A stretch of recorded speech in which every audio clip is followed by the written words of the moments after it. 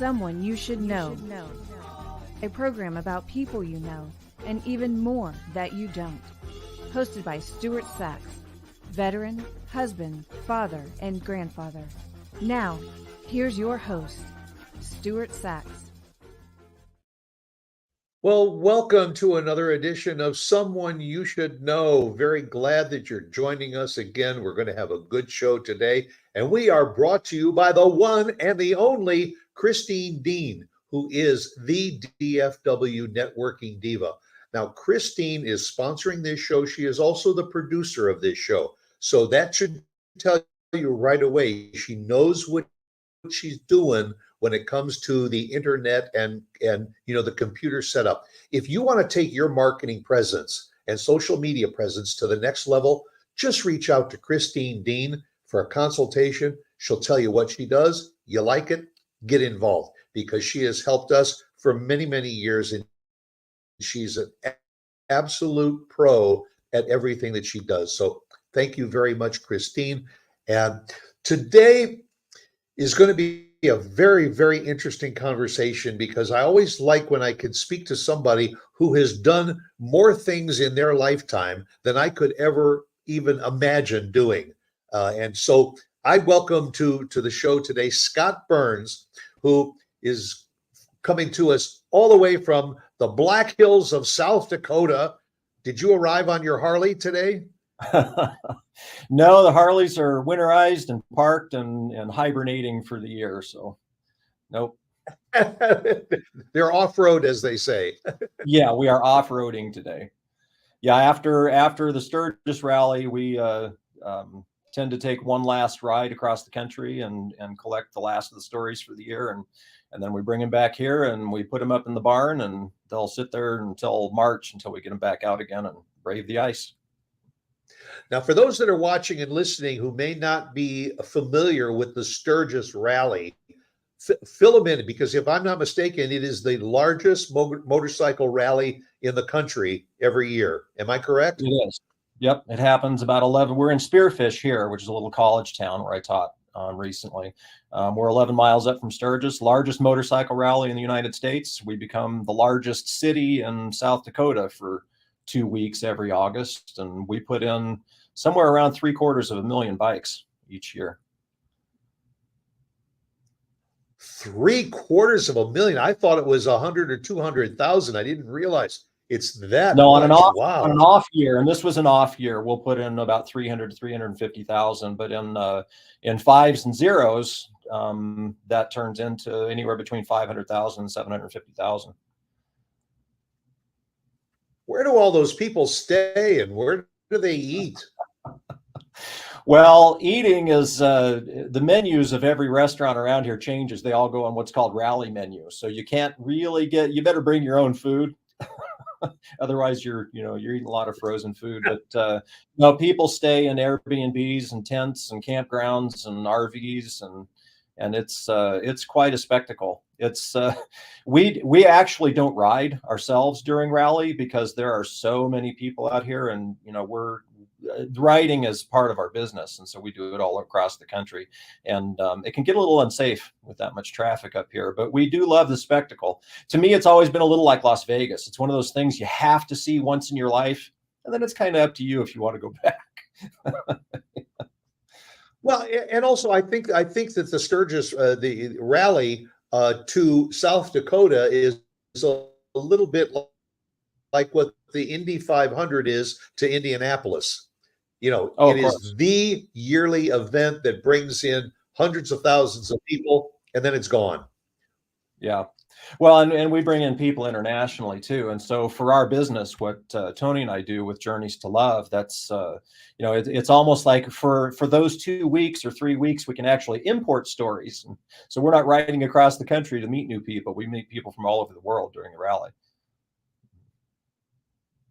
Now, when you say international, do these people actually ship their bikes from overseas to be here in the States to be part of the rally? Anybody.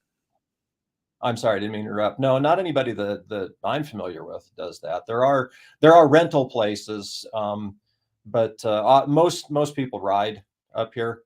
Although there's a large contingent of people that trailer their bikes up and we don't talk to them.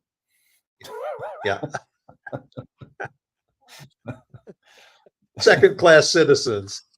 Oh, it just makes, because we love riding the United States, and there's an immersion in the country and the landscapes and the human geography that you run into when you ride across this country that you just don't experience in any other way. I've often likened it to when people talk that are involved with the ocean, sailors or people that dive. They talk about that immersion in life and creation in the ocean, and being on the open highway across the United States on a bike is much the same.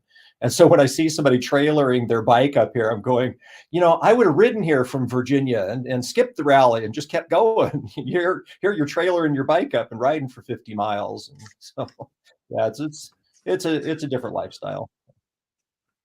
Yeah, I recently had a guest on my show who sold everything and bought a travel home, a motor home, and just spends all of her time traveling around the country, from park to park in a motorhome.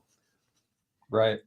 And we actually have an investor who's just come on board that's going to be putting some money behind the Journeys to Love project. And one of the things we're going to be doing is buying what's called a schoolie. It's a converted school bus, as a mini home, converted into a school bus, and we can use that in the off season. And then the dogs can come with us because they don't fit in the saddlebags. And so we'll be able to continue our work year round. I was going to wait a little bit to get into the Journeys to Love project and everything, but you already mentioned it, which I know that is so dear to your heart. So let's just dive right in and let everybody know a little bit about not only what Journeys to Love is, but how it was born. I'm glad we have a little time, because it's been an evolutionary process.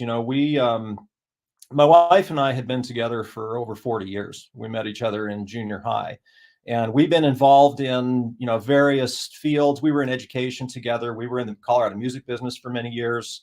We were Renaissance Festival performers for years. We've done pretty much everything together. And as we've aged, we've become more seasoned, people were continually coming to us in these different, especially in the entertainment business, and people we knew from that field, and asking us this recurring question, because, in acting or music or the entertainment fields, a 40-year monogamous couple is not an anomaly, but it's unusual enough that people started asking us, this, what's your secret? We started hearing this all the time. And so we didn't know. We didn't think, well, we're not qualified to tell people, here's the secret to how you live your life and love each other for a lifetime. We're just not, we didn't think, we're not the people that, we're not some great life gurus or anything, but we knew who was, because we've traveled, we've ridden all 48 states. We've done 100,000 miles the last 7 years together, researching these stories for this project. And we knew who could answer that question. We thought, well, we will hit the road for a few months with the intention of collecting as many different couple stories from, as many different people and places and cultures and lifestyles and events around the country as we could find, and see if, it might be interesting for people to know what other folks say to that question. What's their secret? Well, after the first year on the road, we discovered that, and we found some wonderful stories, and those couple stories were profound. We talked to, the longest married couples in each state, and the longest Down's syndrome married couple in the United States, people in every different walk and background you could imagine. But as those travels continued, we started to discover that there's this profound sense of loneliness and disconnect and worry across this country. People are really concerned that we've grown so distant from one another, and people are just not sure how to reconnect. And we thought, well, we know how to do that, because that's what we've been, that's what we've been experiencing around the country. And it even got to the point where when we would pull into a place and we would have set up an interview, folks that we talked to, or even in man on the street interviews that we do on street corners or whatnot, they would want to hear, they'd find out what we did, collecting love stories around the United States. And then they'd want to hear our stories before they tell us their own. It was almost this sense of wanting some kind of affirmation that this country, this place that we all shared was still good. And there was still a place for everybody in it. And there was a connection that was possible there.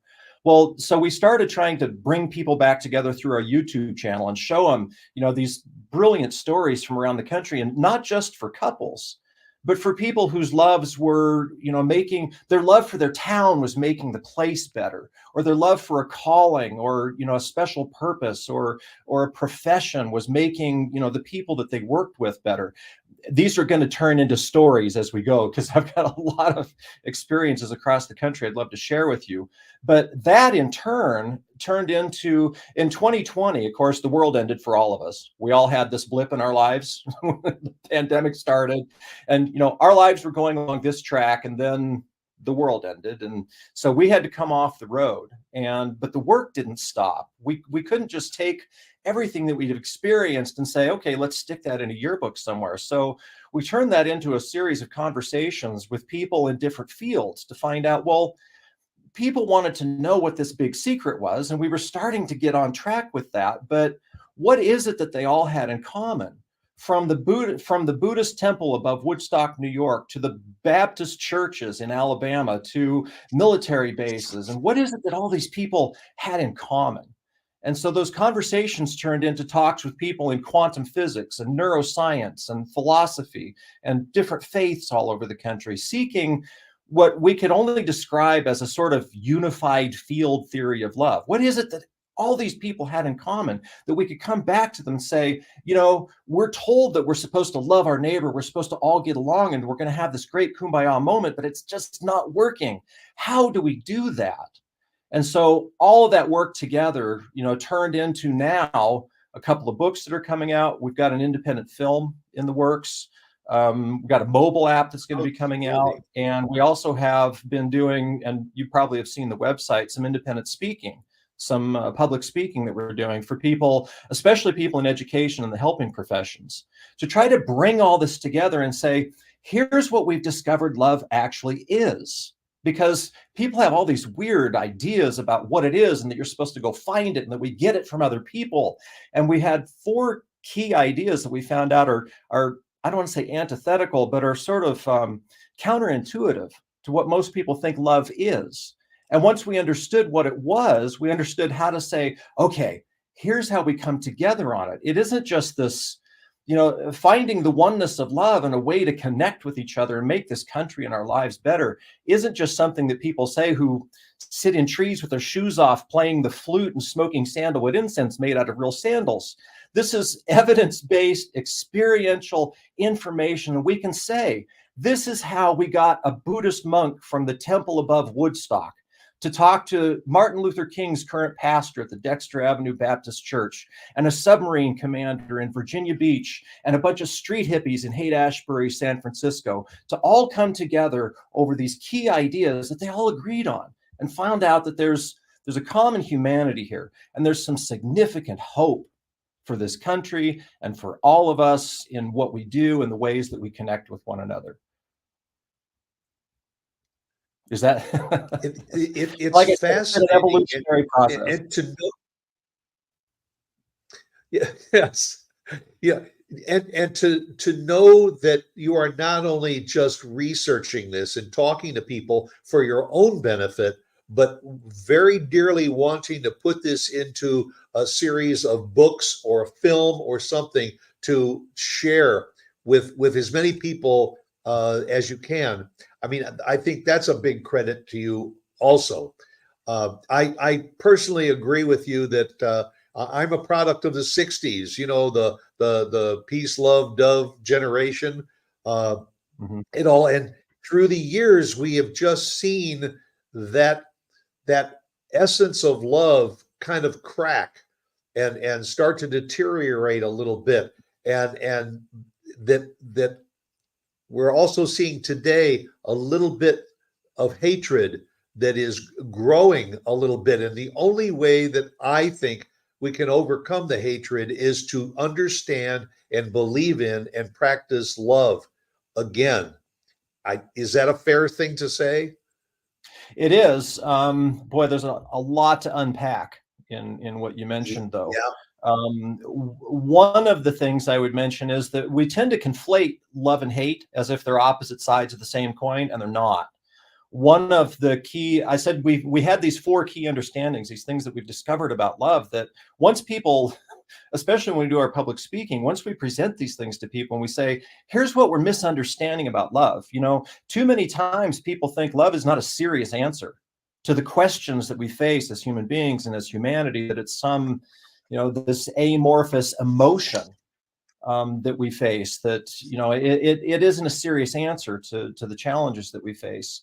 And part of the reason for that is that we tend to think of love as an emotion, as something we feel or something we do. It's something we take action on. What we've discovered is love is not a feeling or an emotion or an action at all. It's a state of being, and it's intrinsically related to consciousness. This is one of the things that we found out, that we've discovered through those conversations with people in various faiths and in consciousness studies and neuroscience and quantum physics. It isn't just, some incense smoking thing that we've found. We've discovered that there's actually, we can put our finger on what love is, how it works, how we react, why we react to it, why we feel it, not because it's an emotion, but why it is that we react that way. And so when we look at love as, love and hate as 2 sides of the same coin, they're not. Love is a state of being. It's a form of, it's an element of consciousness. Hatred is an emotion. It's something that we learn, and that is something that we do. And that is why love is always going to be able to overcome it. If you had to say, that love has an opposite, the opposite of love isn't hatred, it's lovelessness. The opposite of the presence of something is its absence. And in the absence of love, you have hatred and intolerance and racism and all the problems that we're facing today. Right. Absolutely. So the 3-word question that I have to you, Scotte Burns, is, what is love? That is an excellent question, and I'm glad that you asked it, because that is the question we went to from the first year that we started, when we were trying to answer that. What is the secret? People want to know, what's your secret? Well, they're talking about relationships.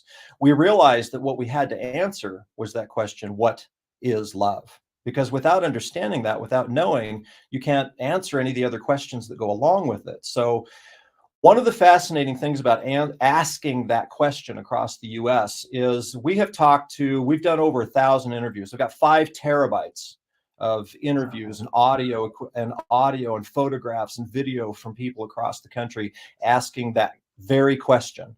And no 2 of the answers that we've ever received from anyone have been exactly the same. And yet, if you ask people, when we ask people, what's the most important, essential, meaningful thing in your lives? If we don't bring the question of love into it, you start with, what's the thing that gives your life meaning and purpose?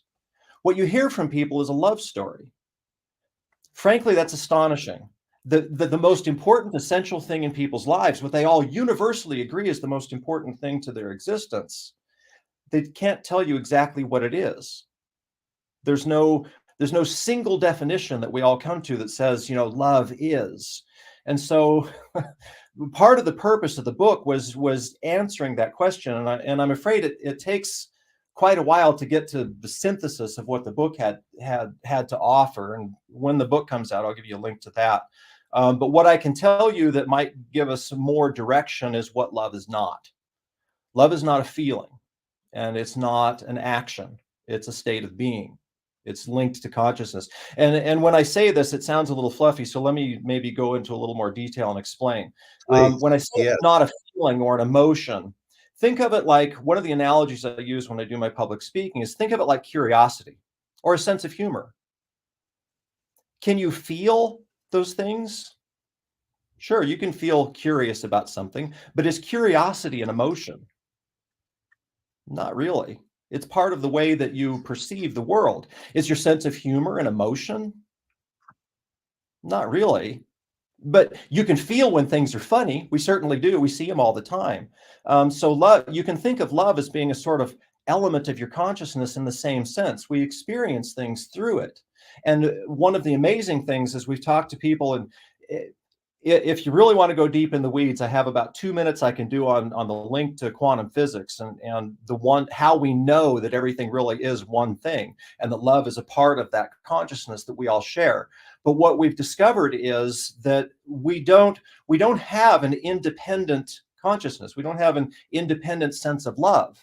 They're things that we all receive and we all share, and we can document that fairly conclusively. And once you understand, this love is not something you get from other people. It's something that's intrinsic to all of us. You're awakening it in other people, but it's something that we all intrinsically share. Love is the journey to understand what love is. And I know that might sound a little fluffy at first, and I do have a finer point we can put on it in the book. But love is the purpose and the essence of consciousness, basically. And if you want to know how I get there, I would love to tell you. Please do. Because a lot of this stuff gets a little deep in the weeds, but this will make more sense. Are you familiar with what's called the double slit experiment in quantum physics? No. Okay. This will take about 3 minutes to get through. So we can get a sort of aerial view of this unified theory. If we start with that age-old, you're familiar with the philosophical question, if a tree falls in the forest and there's no one there to hear it, does it still make a sound? Right? Well, classic Newtonian physics would tell us, of course, it still makes a sound. Everything in the natural world obeys natural laws. Don't be ridiculous. It's going to generate a sound. Quantum physics and the double slit experiment show that instead, if there's no observer present, if there's no one there to hear it, there's no tree or forest or anything else for that matter. Now, in the double slit experiment, a beam of light is fired at a barrier that has 2 slits in it, microscopic slits. If the constituents of light behaved like classical particles, we'd expect to see 2 bands of light, 2 particle impacts behind it on a screen behind the barrier. And if you observe the experiment, that's exactly what happens. But if there's no observer or detector that's present during the experiment, what we find afterward is called an interference pattern. Think of the way that waves crossing one another, like if you threw 2 stones into a pond next to each other, how those waves would sort of cross and interact and interfere with each other. But that interference pattern only appears if the experiment isn't being observed, if there's no one looking at it or recording it. That behavior shows that light behaves as both a wave and a particle. It's what we call wave-particle duality. But it's the conscious act. We know through quantum physics now that it's the conscious act of observation. It's the presence of the observer that collapses the wave function of the constituents of light down and causes them to behave like particles. The observer is measurably determining the reality of what they experience. And of course, the Buddhists and the mystics look at us and they say, well, we've been telling you this for 2,000 years. But that's not the weirdest part. If you fire a single photon, actually any subatomic particle, you fire a single photon of light at the double slits, what you'd expect to see is that single particle would hit behind the screen in one place or another. If it didn't impact on the screen, it's got to go through one slit or the other, right? It should make a little bullet hole behind one or the other. But if you look away from the experiment, again, if it's unobserved, what you find afterward is still an interference pattern. It's as if that one subatomic particle, the photon, traveled through both slits simultaneously and interfered with itself. Now, we know that entanglement is a quantum phenomenon in which 2 or more particles, they're linked together in a way that they share the exact same behavior and fate, no matter how far apart they are from one another in space. But the photon's behavior in the double slit shows that photons, all subatomic particles, everything in the universe is entangled with itself. And it exists in what physicists call a superposition of states, meaning it exists in between the possibilities of being both a wave and a particle at the same time, in all places and all times, potentially. I know this gets deep into the weeds, but what all it means for us is it's evidence that the universe really is not a collection of separate, independent things at all. It's rather a unified whole, and everything in it is interconnected and waiting to be determined. This is called the observer effect. And the observer effect on the experiment in the double slit shows that it's consciousness, it's the act of observation, it's our mind, our thoughts, our consciousness that plays the determining role in the reality of our existence on a quantum level. What that all means is that ultimately there has to be a universal consciousness. There has to be some overriding thought that creates the reality that we experience. And in one of my talks that I give to people in consciousness studies, I argue that love is the purpose of consciousness. But we know at the very least that love is an element of consciousness. It exists because of consciousness. Therefore, if there has to be, according to quantum physics, a universal consciousness, some kind of awareness whose thought is driving and creating the reality that we experience. That means that if love is an element of consciousness, it also means a universal love. And so when I say that we all share this thing, we are all part of this thing. It is inescapable that we are all part of the same collective consciousness. We share a love, whether we want to acknowledge it or experience it or not, it's there. And what we're trying to do through these stories that don't get nearly as technical as discussing quantum physics, is just to show people the commonalities between us. What is it that you and I and the world's leading Elvis impersonator who runs the Star Trek Museum in Ticonderoga, New York, or the whaling ship reconstructors in Port Almond in Washington, or the Vietnamese boat builders in Louisiana, all these people who we've talked to all share the same knowledge of this thing. They all have remarkable different ways of putting it, but essentially we all get it. When we're together, when we aren't separating each other through social media and our politics and our senses of differences in race or gender or any of the other trivial things that can separate us and that we judge one another over, we all essentially get it. And when you sit down with people and you say, one of the advantages that we have is that when we go into an area traveling, Toni and I are often the only people who look like us. We are the only middle-aged white South Dakota bikers in East Detroit.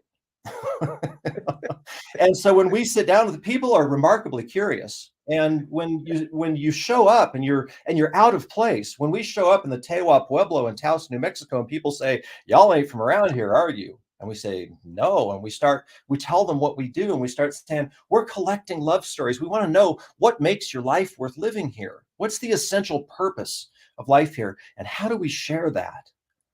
People are so eager. They so want to tell those stories. And then we make that connection and we say, and Toni and I are going, we knew this already. We are one in this thing that we call love. Trying to define it as a wonderful journey and trying to discuss it with people is the essence of what we do. But the basic understanding, Stu, of who we are as human beings and how we relate to one another is very much unified. And it's a message we're desperate to get out, because in these times, we have allowed ourselves to become so disparate, so judgmental, so fearful of one another, and it doesn't have to be that way.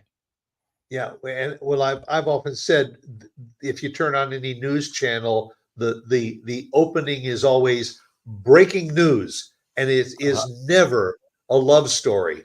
It is always, what is the latest thing that everybody is upset about.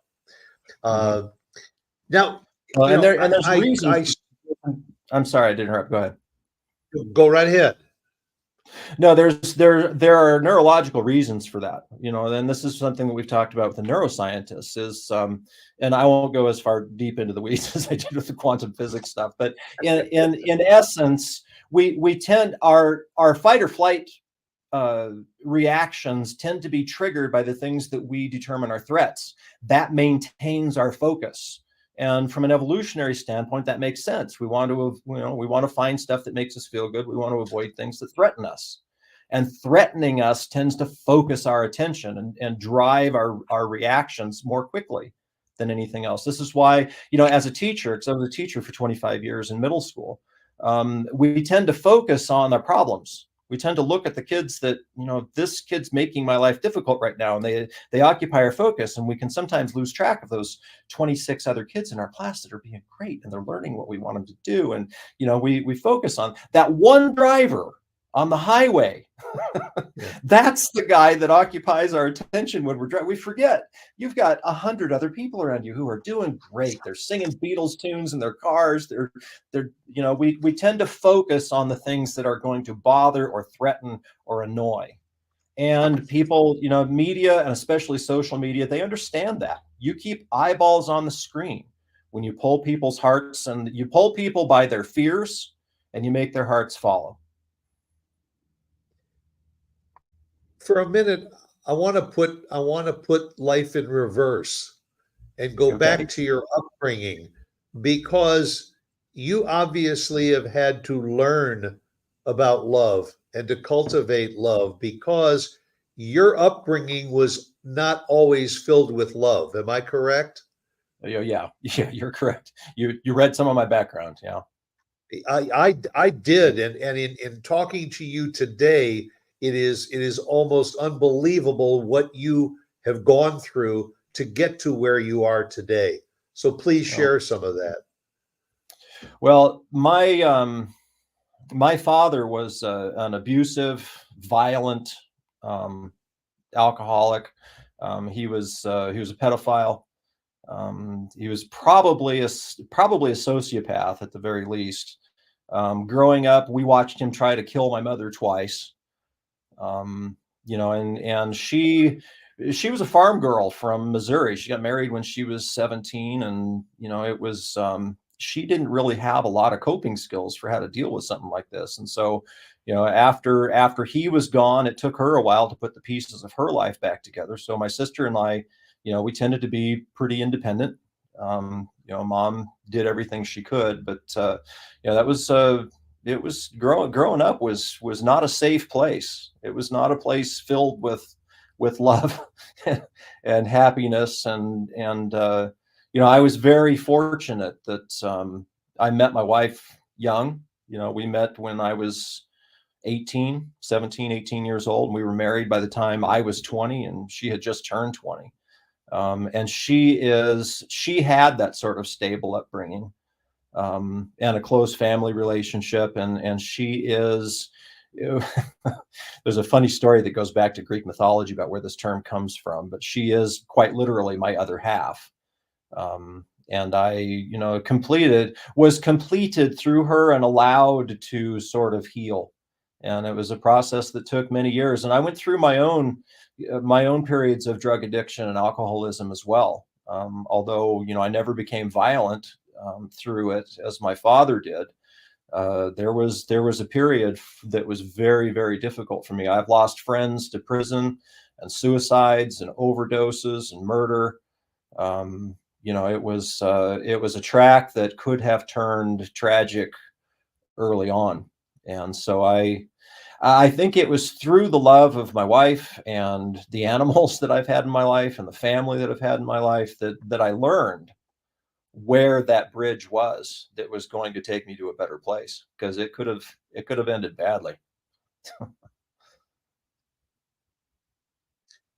Well, and you obviously were on a wrong path, and to meet someone like you said, who is your other half, or actually part of your very being, Mm-hmm. was the salvation that you found, and you have nurtured that with Toni for over 40 years now. Well, the beautiful part of this, Scott, is that you have now made it your life's calling to share this with other people, and as many people as you possibly can. And having said that, journeystolove.com is the website that I want everybody watching and listening to the show to visit, because you will see a lot of information about Scott and Toni. Also, it'll be linked to some YouTube items that you can watch to share. And I mean, this show goes all over the country, and undoubtedly you are going to be in some of these people's hometowns from time to Mhm. time. And, reach out to Scott, because maybe you have a love story that you would like to share with him and Toni as part of their production. This is not a give and take thing. It's really more of a giving thing. And I think it's important that people know about you and Toni and what you are doing and I love that photo right there. The two of you with the bikes too. Thanks. Yeah, it was taken by a former 40 student of 40 mine, years. who's a photographer now. Good. Yeah, and It if I may, I'd like to interject that these are not limited to couple stories. Although we started there, and we love lifelong love stories, stories between couples. But the love is more than that. We've come to call love's a place, purpose, in one another. Because there are people whose loves extend into, their callings, their professions, their hometowns, special causes that they're involved in. I mentioned the Star Trek Elvis in Ticonderoga. He's a really good example.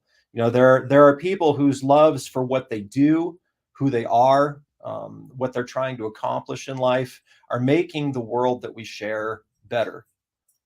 And making love more available to us. And that was something, we interviewed a woman named LaTanya Jones in Lexington, Kentucky, who is an advocate for the families of death row inmates, kind of an overlooked population in our justice system. And she had this remarkable line when we asked her, the question that you asked me, that we asked people all over the country: what is love? Because in her situation, LaTanya deals with people in the worst possible conditions. People that have committed or related to someone who has committed the most heinous acts, unbelievable violence across the country. And we asked her, how do you maintain your sort of sense of humanity? And look at other people who have committed these acts or experienced them, and kind of place yourself in that world in between them. And it was a remarkable conversation with her, and I could tell you more about her. But the thing that she said when I asked her that question, after everything you've been through, what is love? How would you describe it? She said, love is available. She said, too many times it's we think that she said, love is available. She went on to say, sometimes we get caught up because, we think, I can't be talking about love. There's all these problems, and there's climate change and school shootings and all these terrible things that are happening in our world. Or for me personally, she just got profiled by the police, or, if she got bills to pay, and there's all these terrible things that happen. But she says, we forget that there's something else happening at the same time, all the time. There's another reaction happening. Love is always available to us, and we can choose to find it within ourselves. And that's, you talked about my background. That's, kind of, you make a choice to find it. And when I realized this is what made this change for me, I was just driven to say, well, then I want to know, if a hand comes out of the sky and points your head in the right direction and says, this is the way you should go, this is a truth, I want to know what that hand is. Because I was a science teacher for years too. I want to know, what is this thing? How does it work? Why do we react the way that we do to it? What is it that makes this thing give our lives purpose and meaning? Well, I think your project, your Journeys to Love project is exemplary. And obviously for you and Toni, it's a labor of love. It is. What do you see, for the next year, 3 years, 5 years down the road of doing with Journeys to Love? We have been incredibly fortunate in the last year. In fact, just within the last 6 months, we've had a major investor who has come on board and is interested in fully funding the project for 5 years. And what that's going to mean is the publication. It's going to be the publication of the first book is called On a Map of Souls, The Quest for Love's True Story. And that should be coming out within the next year. That's going to mark the publication of that book. There'll be a second book called Tales from the Heart of America that follows. The main emphasis of it is going to be that independent film. The film is going to be called A Map of Souls. And we have, in fact, I was just before I got on the phone with you, I was just wrapping up the end of one of the scenes in the screenplay.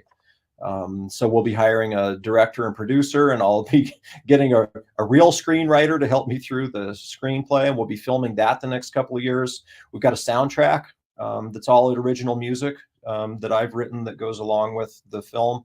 We got a mobile app that's going to be coming out that actually kind of reverse engineers the whole process of mobile apps and artificial intelligence to drive people out of their phones and into connection with one another in a pretty novel way. We want to leverage technology to get rid of technology and reconnect people with one another. So that's pretty exciting. And then, of course, the public speaking. And I do a lot of public speaking to especially educators because 25 years as a teacher, love has direct applications in education. Education is not about content. It's about relationships, especially in middle and high school. And so I talk to people in education and the helping professions, and then people in consciousness studies as well. Just trying to give back some of the remarkable information and interviews we've heard from people around the country.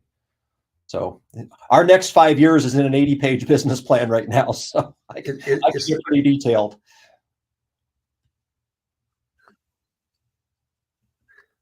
But what a wonderful vision to have for the next 5 years is to be able to continue, not to do this in one location, but to be able to share it in multiple locations, to see this country from the seat of a Harley Davidson, and be able to interact with people. And I think I have to believe that every person that you and Toni come in contact with walks away with a better feeling of themselves and a better feeling of what love is to them. I hope so, Stu. And frankly, all of us have to do, in some form or another, we have to do this work. We are in a very precarious position as a nation, as humanity, with one another. Because we are losing our connection with one another. And we're forgetting that the essential connection between us is based in love. And that isn't just a Beatles tune.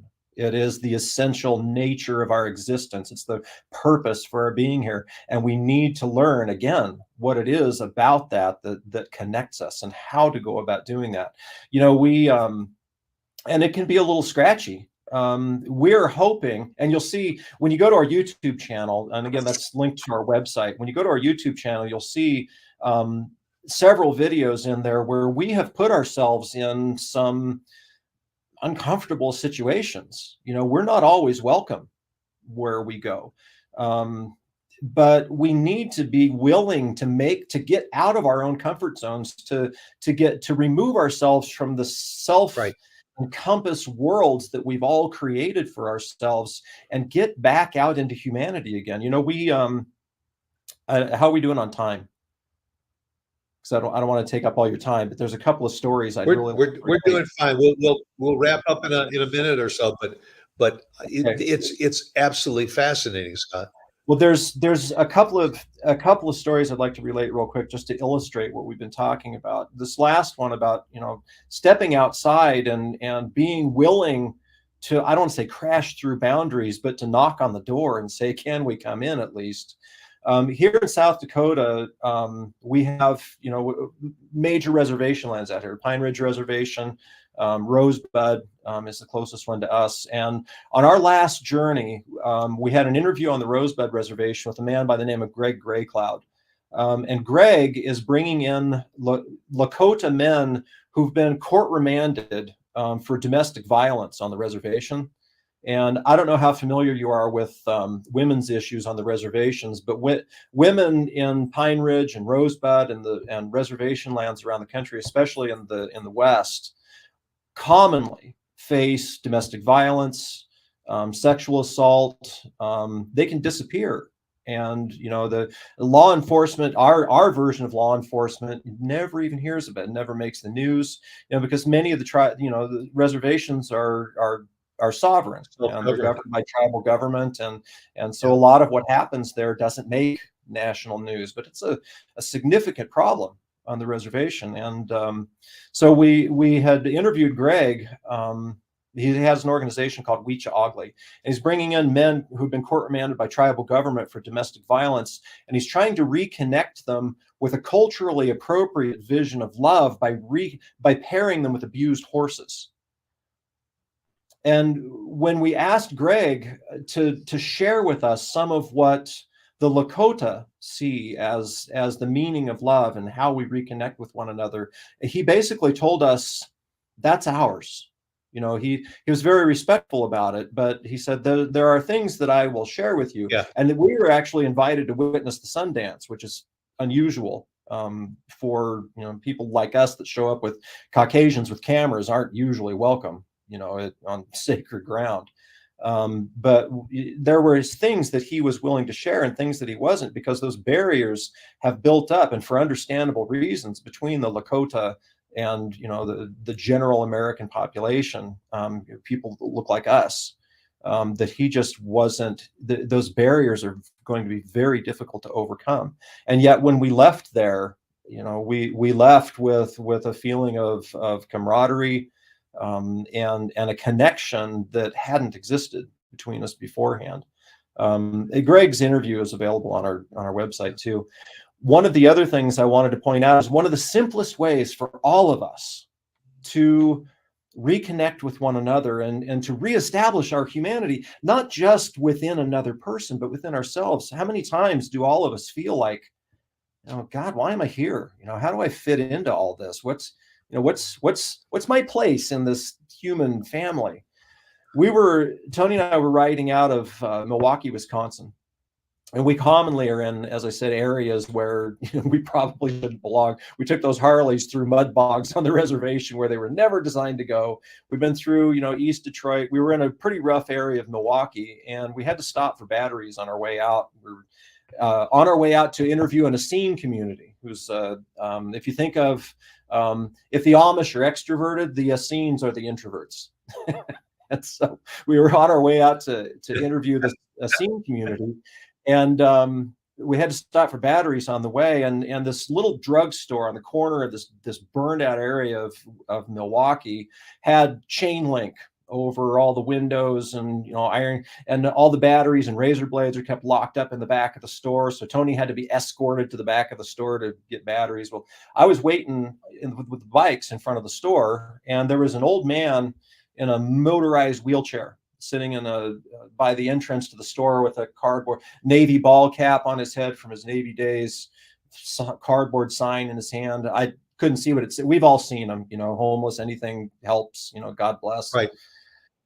And no one would look at this man on the way into the store. No one would acknowledge him. We have an invisible population in this country, and he was one of those people. You know, we don't want to look at them because they're either unsavory or we might be them.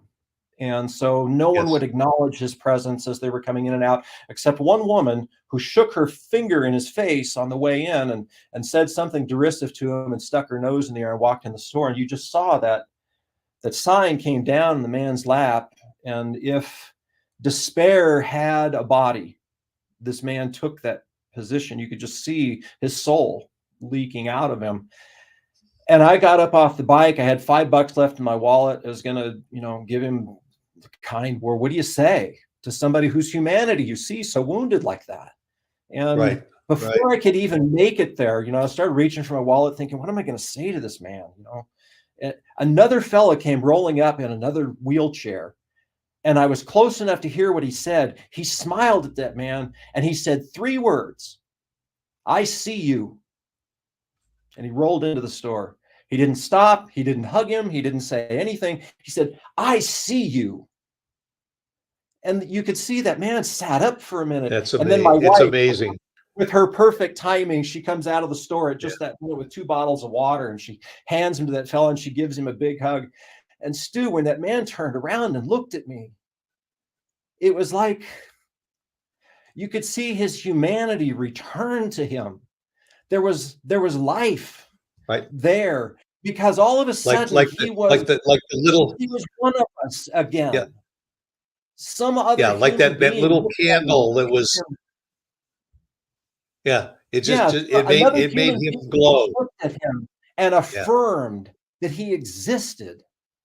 So many of us today are that sense of profound loneliness and despondency that I described, that I told you about, that we've discovered when we first started talking. That's partly, and I would say mostly, where that comes from. So many of us are just desperate to be seen, just to be part of this human family, to be reconnected, to have somebody point at us and say, I see you. Yeah. And that's such a simple thing. And it can be, doesn't have to be some guy sitting in a wheelchair in front of Walgreens in Milwaukee. It can be somebody at work that's always crusty to you. It can be that person that cuts you off in traffic that you wave at instead of cursing out. It's just an acknowledgement of, someone during the course of your day, when you stop judging and hurting and feeling that loneliness, and try to connect with them and just say for a minute, or just feel for a minute, I see you. Well, friends, please go to the website, journeystolove.com, and avail yourself of it. Scotte, it took us a while to connect and all, and I am so deeply thankful that we finally did. I always end my show with a quote from Oscar Wilde, and that is, be yourself, because everyone else is already taken. I think you can relate to that. Mm-hmm. And folks, thank you again for being with us for another edition of Someone You Should Know, and my very, very special guest, Scotte Burns. Go out and make it a good day. Thank you again, Scotte, and Godspeed to you and Toni. Thanks, Stu. I appreciate it. All our love.